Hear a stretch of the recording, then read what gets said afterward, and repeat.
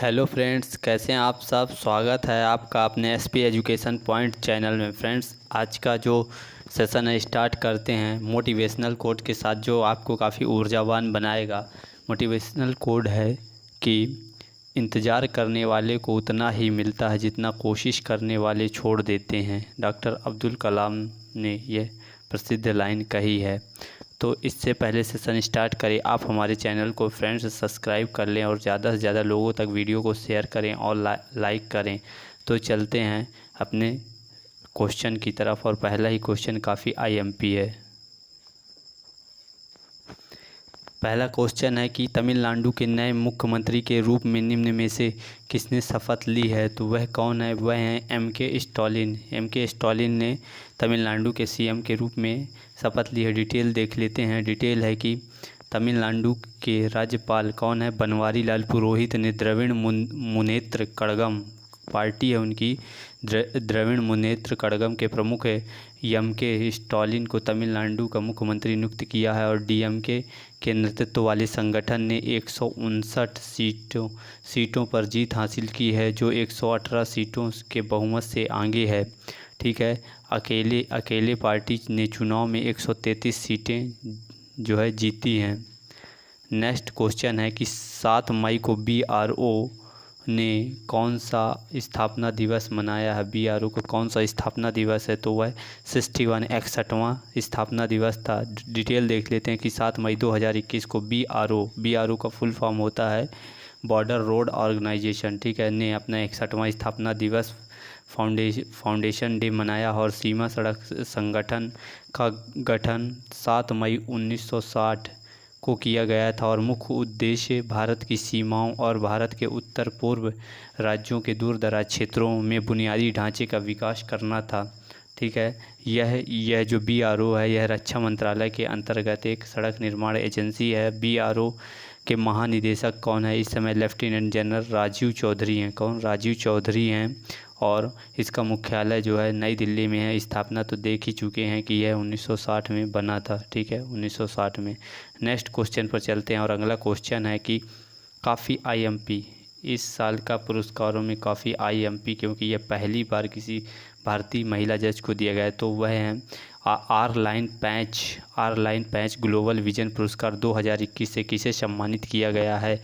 तो वह कौन है? गीता मित्तल। कौन है? गीता मित्तल को सम्मानित किया गया है। डिटेल देख लेते हैं कि जम्मू कश्मीर की उच्च न्यायालय के पूर्व मुख्य न्यायाधीश न्यायमूर्ति गीता मित्तल को 2021 के लिए R line patch global vision पुरस्कार के 2 प्राप्तकर्ताओं में से एक के रूप में घोषित किया गया, यानी 2 लोगों को मिला था। वह मैक्सिको मार्गरीटा, यानी दूसरी कौन है? मैक्सिको से मार्गरीटा लूना रामोस के साथ यह साझा करेंगी। इंटरनेशनल एसोसिएशन ऑफ वुमेन जज ने 2016 में इस पुरस्कार की स्थापना की थी, यानी यह 2016 से दिया जा रहा है। और न्यायमूर्ति गीता मित्तल यह पुरस्कार पाने वाली पहली भारतीय न्यायाधीश होंगी, यानी अब तक ये पुरस्कार किसी भारतीय न्यायाधीश को नहीं दिया गया था, पहली बार दिया गया है। वर्तमान में justice Mittal Indian broadcasting foundation द्वारा स्थापित सामान्य मनोरंजन चैनलों के लिए एक स्वतंत्र स्वनियामक संस्था ब्रॉडकास्टिंग कंटेंट कॉम्प्लेक्स काउंसिलिंग के अध्यक्ष हैं, और यह पद संभालने वाली वह पहली महिला भी बन चुकी हैं।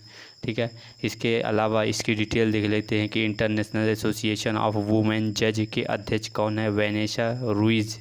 फिर इंटरनेशनल एसोसिएशन ऑफ वुमेन जज की स्थापना 1991 में की गई थी, और इसका जो मुख्यालय वाशिंगटन डीसी में है, यूएसए में। ठीक है, नेक्स्ट क्वेश्चन है कि अजीत सिंह का निधन हो गया, इनका संबंध किस क्षेत्र से है? तो वह कौन है? तो वह एक राजनेता हैं। कौन है? अजीत सिंह एक राजनेता हैं। डिटेल देख लेते हैं कि पूर्व केंद्रीय मंत्री और राष्ट्रीय लोक दल के संस्थापक नेता अजीत सिंह का कोविड-19 के कारण निधन हो गया। वह भारत के पूर्व प्रधानमंत्री किसके? चौधरी चरण सिंह के पुत्र हैं। चौधरी चरण सिंह के पुत्र हैं। ठीक है, और भी डिटेल है कि अजीत सिंह ने प्रधानमंत्री वीपी सिंह के अधीन क्या थे। जब वह वीपी सिंह प्रधानमंत्री थे तो वह वाणिज्य और उद्योग मंत्री थे। फिर जब वीपी नरसिम्हा राव के मंत्रिमंडल में वह खाद्य प्रसंस्करण उद्योग मंत्री थे, और अटल बिहारी वाजपेयी की सरकार में वह कृषि मंत्री, और मनमोहन सिंह की कैबिनेट में वह नागरिक उड्डयन मंत्री के रूप में भी उन्होंने काम किया है। नेक्स्ट क्वेश्चन है कि निम्न में से किस देश ने कोरोना की सिंगल डोज वैक्सीन बनाने में कामयाबी प्राप्त कर ली है। यानी कि अभी जो हम वैक्सीन यूज होती है कोविशील्ड और भारत बायोटेक की जो वैक्सीन है वो डबल डोज है, लेकिन यह जो कारनामा है रूस ने कर दिखाया है। रूस ने 1 डोज यानी सिंगल डोज के लिए वैक्सीन को विकसित कर लिया है। डिटेल देख लेते हैं कि रूस ने कोरोना की सिंगल डोज वैक्सीन बनाने में कामयाबी हासिल कर ली है, और इस वैक्सीन का नाम स्पुतनिक लाइट, नाम आप ज़रूर याद रखें, स्पुतनिक लाइट, और यह 79.4% असरदार है। और यह स्पुतनिक फैमिली की नई वैक्सीन है जिसका अभी यूरोप और अमेरिका को छोड़कर दुनिया के 60 देशों में इस्तेमाल हो रहा है। भारत भी स्पुतनिक 5 को मंजूरी दे चुका है। फ्रेंड्स, इसके अलावा रूस के बारे में देखें तो रूस पहला ऐसा देश था जिसने इस पहली वैक्सीन बनाने की घोषणा स्पुतनिक 5 की थी, और पहला ऐसा देश है जिसने पशुओं के लिए भी कोरोना वैक्सीन बनाई है। नेक्स्ट क्वेश्चन है कि किस राज्य सरकार ने हाल ही में कोरोना के रोगियों के लिए आयुर्वेदिक टेलीमेडिसिन सुविधा शुरू कर दी है। ये फ्रेंड्स काफ़ी अच्छा है क्योंकि इसमें सोशल डिस्टेंसिंग बनाए रखना आवश्यक होता है, जिसी को ध्यान रखते हुए आयुर्वेदिक टेलीमेडिसिन इस समय काफ़ी कारगर साबित होगी। तो यह राज्य कौन सा है? हरियाणा। हरियाणा ने ऐसा कार्य किया है। डिटेल देख लेते हैं कि हरियाणा सरकार ने कोरोना रोगियों के लिए फ़ोन पर आयुर्वेदिक दवा की जानकारी देने के लिए आयुर्वेदिक टेलीमेडिसिन सुविधा शुरू की है। राज्य के स्वास्थ्य मंत्री अनिल विज ने नंबर 1075 जारी किया है और कहा है कि कोई भी व्यक्ति इस आयुर्वेदिक चिकित्सकों से फ़ोन पर सलाह ले सकता है। और राज्य के स्वास्थ्य मंत्री विज ने कहा कि यह सुविधा कोरोना के मरीजों की चिकित्सा में इस्तेमाल होने वाली आयुर्वेदिक दवाओं के प्रभाव की पुष्टि के बाद शुरू की गई है। ठीक है, ये काफ़ी इम्पोर्टेंट है इस समय, वर्तमान समय में इसकी काफ़ी प्रासंगिकता है।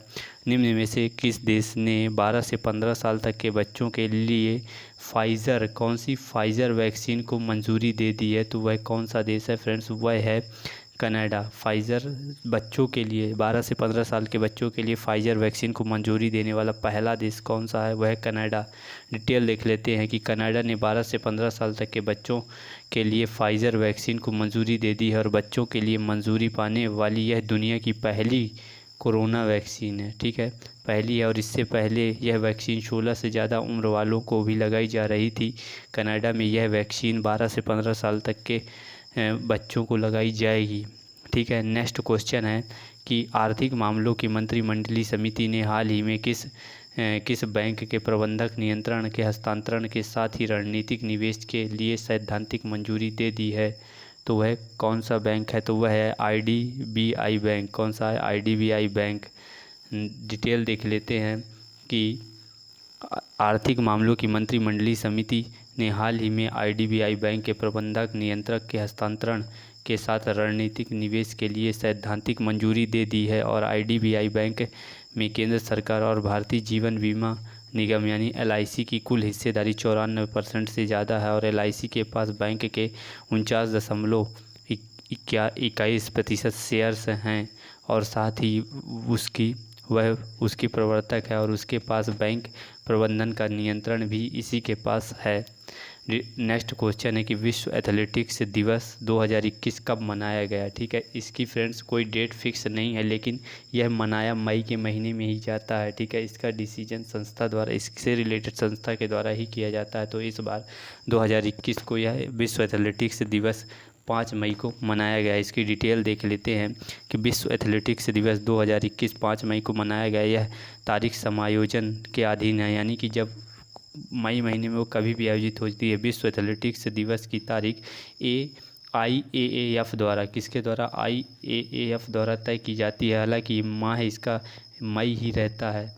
पहला विश्व एथलेटिक्स दिवस कब मनाया गया था? 1996 में। और विश्व एथलेटिक्स दिवस का मूल उद्देश्य एथलेटिक्स में युवाओं की भागीदारी को बढ़ावा देना है, ठीक है, बढ़ावा देना है।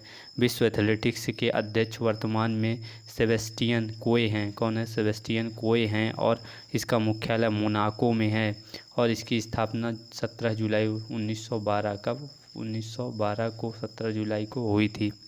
नेक्स्ट क्वेश्चन पर चलते हैं। हाल ही में किस देश ने ऑस्ट्रेलिया से व्यापारिक समझौते पर चली आ रही सभी गतिविधियों पर अनिश्चितकाल के लिए रोक लगा दी है? यानी जितनी भी व्यापारिक गतिविधियां होती थी वह रोक दी गई। तो वह कौन सा देश है? वह है चीन।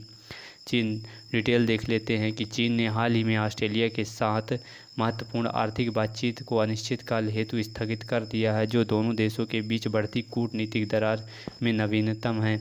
चीन ने ऑस्ट्रेलिया से कोयला, आयरन, गेहूं, वाइन सहित कई सामानों के आयात पर फिलहाल बंद कर दिया है और ऑस्ट्रेलिया के विदेश मामलों और व्यापार के विभाग के मुताबिक चीन ऑस्ट्रेलिया का सबसे बड़ा व्यापारिक पार्टनर है और पूरी दुनिया से ऑस्ट्रेलिया जितना व्यापार करता है उसका 29% व्यापार अकेले चीन के द्वारा होता है।